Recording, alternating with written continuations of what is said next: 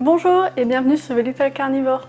On se retrouve aujourd'hui pour parler du brossage de nos chats.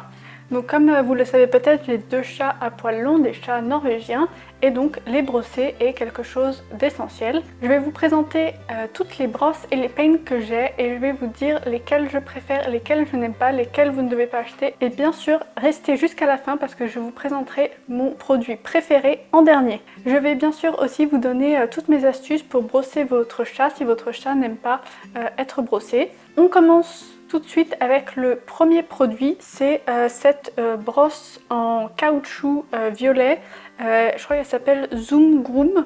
Celle-là, il me semble que je l'avais achetée avant même d'avoir Néline.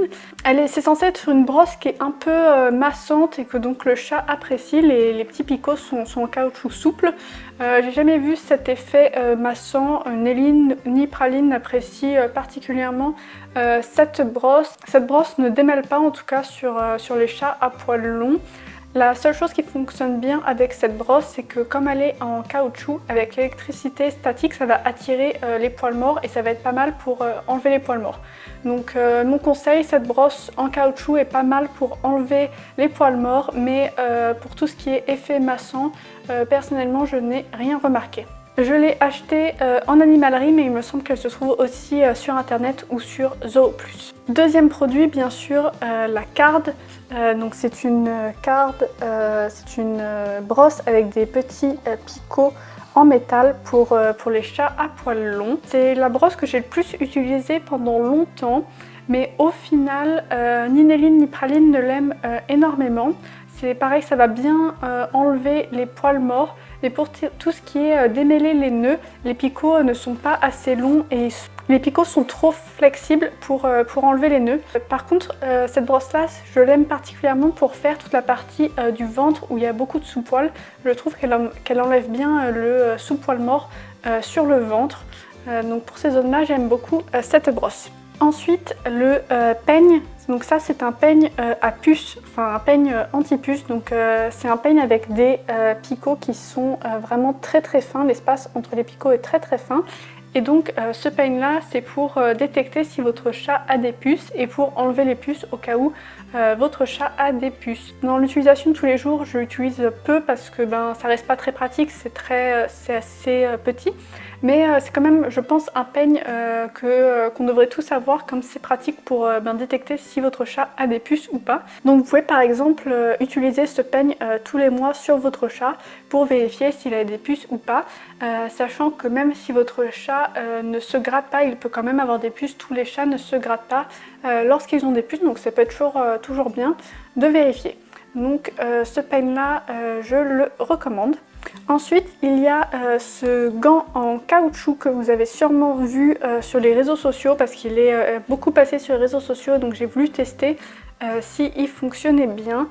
Les avantages de ce gant, c'est qu'il va avoir la forme d'une main, donc vous mettez votre main à l'intérieur. Et ce qui est bien, c'est pour les chats qui n'aiment pas du tout être brossés, en fait c'est un peu comme si vous les caressez avec votre propre main, et donc ça peut être bien pour ces chats-là. C'est aussi en caoutchouc, donc ça va faire comme l'autre brosse en caoutchouc que je vais montrer, ça va être très bien pour récupérer les poils morts avec l'électricité statique. Mais par contre, vu que les picots sont super courts, ça va être totalement inutile pour démêler ou quoi que ce soit d'autre. Donc ça peut être bien quand votre chat est en train de muer pour enlever les poils électrostatiques, mais ça ira pas très profondément, donc comme votre chat, s'il a des poils longs, l'autre brosse en caoutchouc sera plus efficace pour ramasser les poils morts près de la peau. Là, ça va vraiment juste ramasser les poils morts en surface, mais ça reste pas mal si votre chat aime pas être brossé, mais qu'en revanche, il aime bien être caressé.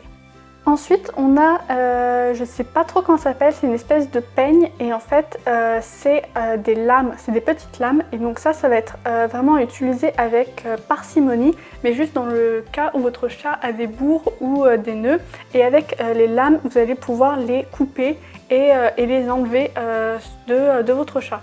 Je l'ai très peu utilisé, j'ai juste un peu pour tester, donc c'est vraiment assez efficace pour défaire les nœuds, comme ça va les couper. Mais vraiment c'est quelque chose que vous devez utiliser avec parcimonie, comme ça va couper la fourrure de votre chat. En parlant de couper, je ne vais pas vous présenter le Furminator dans cette vidéo. Je ne l'ai jamais acheté et j'ai vu beaucoup de choses. Il y a énormément de personnes qui vont dire que c'est génial, ça enlève énormément de poils. Mais en fait le Furminator c'est aussi une brosse qui inclut des lames. Donc le Furminator en fait ne fait pas que enlever les poils, mais il va aussi les couper. Et pour les chats qui ont des doubles fourrures avec des sous-poils comme les chats norvégiens, si vous utilisez mal le Furminator, ça peut être absolument désastreux et leur détruire la fourrure. C'est pour cette raison que je ne l'ai jamais utilisé et que je ne compte pas l'utiliser. Le Furminator, c'est vraiment une brosse qui devrait être réservée aux professionnels. Il ne doit pas être utilisé à la légère, tout comme ce type de brosse qui a des lames, et c'est vraiment juste pour enlever les bourres ou les gros nœuds. Et enfin, on passe au dernier produit que j'ai découvert assez récemment. Je vous en ai parlé sur les réseaux sociaux. D'ailleurs, si vous ne me suivez pas encore sur Instagram, je partage beaucoup de stories. Et donc, ce dernier produit, c'est tout simplement un peigne en métal. C'est vraiment miraculeux, du moins sur les chats à poils longs, parce qu'en fait avec les longues dents vous pouvez aller jusqu'à la peau et ça va vraiment bien enlever toute la fourrure morte. Et comme ce n'est pas flexible, ça va aussi être assez utile pour démêler les petits nœuds. Bien sûr pour tout ce qui est gros nœuds et bourres, il va vraiment falloir quelque chose qui va couper, parce que sinon vous allez faire mal à votre chat. Il ne faut pas tirer quand votre chat a des gros nœuds, mais pour tout ce qui est petits nœuds, la fourrure légèrement emmêlée, ça va être vraiment top.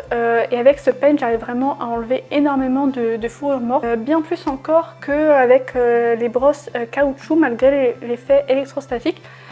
Vraiment ce peigne, depuis que je l'utilise, ça a été une révolution. Je l'ai découvert parce que j'avais vu des toiletteurs sur les réseaux sociaux l'utiliser. C'est vraiment une super découverte, je le recommande à 100%. Je l'adore, Néline et Praline le tolèrent plutôt bien et vraiment j'en suis très contente. Je vous le recommande à 100%. C'est mon outil préféré pour le toilettage des chats. C'est vrai que quand je l'ai acheté, d'ailleurs je l'ai acheté sur Amazon, j'étais pas très convaincue, mais comme j'avais vu des personnes en parler, je me suis dit bon bah je vais tester. Et vraiment c'est tout simple, mais c'est ça qui fonctionne le mieux. Voilà pour tous les produits que je recommande pour le toilettage. Et ensuite pour mes astuces, ça va être bien sûr d'y aller très progressivement pour le brossage de vos chats et de toujours les récompenser avec des friandises pour que votre chat associe le brossage avec quelque chose de positif. Et n'insistez pas à laisser votre chat partir quand il en a marre. Il est mieux de faire beaucoup de petites séances que de faire une grosse séance de brossage. Au niveau de la fréquence, ça va énormément dépendre de votre chat. Donc moi, par exemple, quand elles sont pas en période de mue ou de perte de poils, je vais peut-être les brosser une fois par semaine, ça va suffire. Là, par exemple, en ce moment, Néline est en train de grossir sa fourrure parce que c'est l'hiver qui arrive. Et donc, elle perd très peu de poils et je n'ai donc pratiquement pas besoin de la brosser, alors que Néline au contraire elle est déphasée. Donc là maintenant avec l'hiver qui arrive, elle est en train de perdre ses poils parce qu'elle fait sa fourrure d'hiver en été. Ne me demandez pas pourquoi, c'est comme ça, c'est Néline. Donc en ce moment elle est en train de perdre tous ses poils, elle est en train de muer, donc je vais la brosser tous les 2 jours voire tous les jours pour ne pas qu'elle avale tous ses poils qu'elle est en train de perdre. Au niveau des nœuds, des bourres, Praline n'en fait pratiquement pas, sauf quand elle va muer et perdre sa fourrure, où là elle va faire des nœuds dans son cou parce que des fois elle va se gratter, ça va faire des bourres, mais après celle-là elle va les enlever toute seule. Sinon elle fait pratiquement aucune bourre.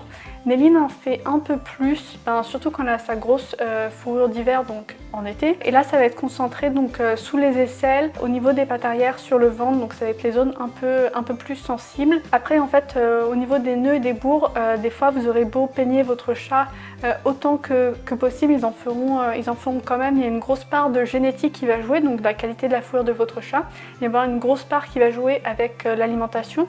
Pour avoir une fourrure en bonne santé, votre chat doit avoir une alimentation qui est complète et qui répond avec ses besoins, entre autres avec des oméga 3 qui sont très importants pour la santé de la fourrure. Et bien sûr aussi l'environnement de votre chat va jouer, donc si vous avez un chat d'intérieur qui reste sur le canapé, sa fourrure va être beaucoup moins emmêlée que si vous avez un chat qui sort et qui se roule dans l'herbe et qui va en forêt et qui va ramener la moitié de la forêt dans ses poils.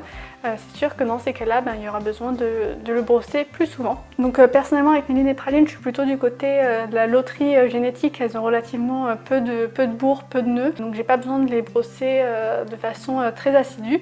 Mais bien sûr, il faut que vous adaptiez à votre chat et que vous trouviez la fréquence de brossage qui limite au plus possible les nœuds et aussi qui limite les boules de poils, comme brosser votre chat va prévenir les boules de poils puisque vous enlevez les poils morts au lieu que votre chat les avale lorsqu'ils font la toilette.